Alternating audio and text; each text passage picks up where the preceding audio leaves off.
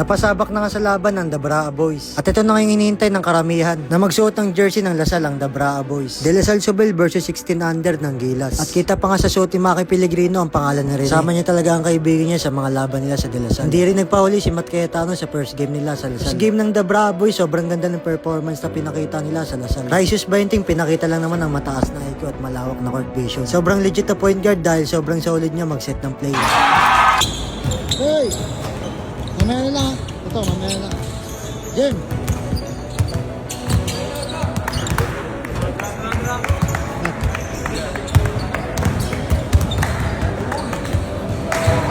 Kaya ko lang bigay.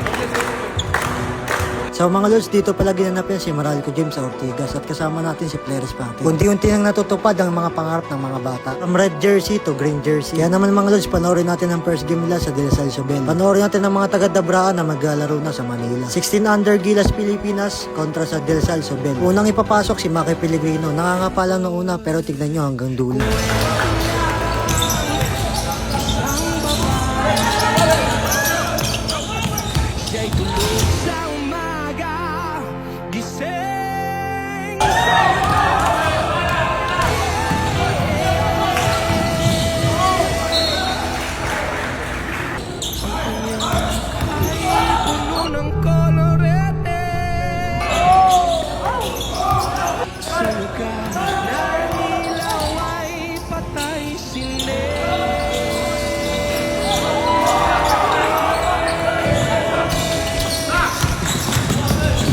Simulan natin ang istorya ko ay kanyang matalik na kaibigan. Gusto ang aking pangalan, kung dapat yung malaman, maghulat-hulagan.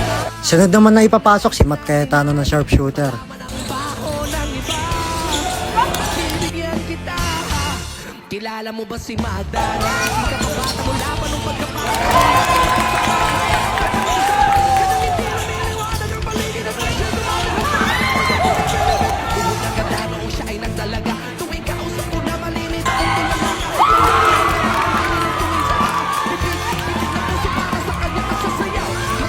Sumunod naman ang role player ng Dabraa na si James Anoria. Sipag at talino ang pinakita ng batang to.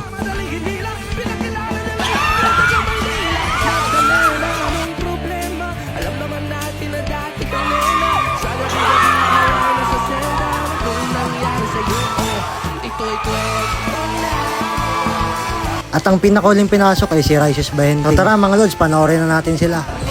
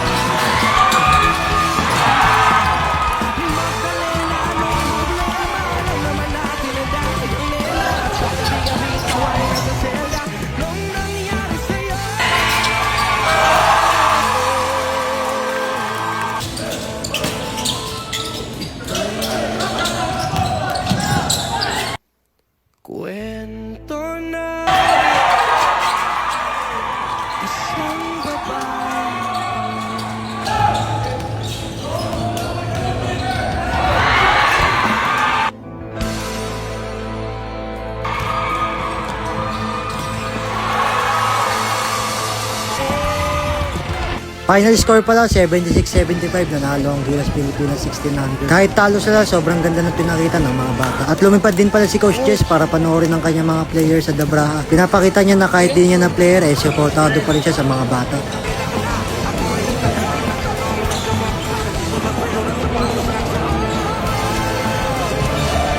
Sa mga lods, pagtapos pala ng game nila, binigyan ko pala sila ng clothing ko na Baseline to Glory. So sa mga naghahanap pala ng clothing brand ko, i-PM nyo lang ako o kaya i-PM nyo ang Baseline to Glory na FB page.